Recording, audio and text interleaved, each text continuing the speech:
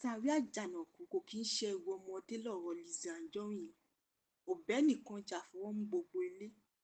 Látàrí bí gbajúmọ̀ òṣèré tíátà ní Lizzy Anjorin ṣe ń bá Portable Harejan olówó Ògèmọ jà ni ó ti ta báyàwó rẹ̀ àti ọmọ rẹ̀ o. Àwọn àgbà bọ̀ wọ́n ní má foko mi dáná ọjọ́ kan lèèyàn ń kọ́. Èyí ló mú kíyàwó Portable jáde síta láti wá fún Lizzy Anjorin létí ọ̀rọ̀ rẹ̀. Ẹ gbọ́ ohun tó sọ. My husband and I are two different names. He answers Harejan Olowo Ogemo. I answer Eboluwa Etafe Olowo Ogemo. Please, please, and please, I am telling you, she should stop mentioning my child's name. She should stop talking about my child. She should just stop.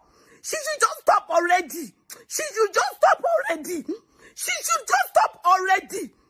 I'm not going to do online nonsense with you. If somebody be a dad, Lizzy, Massa, I'm going to get you arrested. And if I don't, call me a bastard.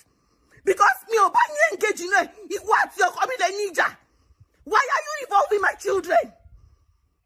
Somebody be a dad. Don't run away. If I don't get you, call me a bastard.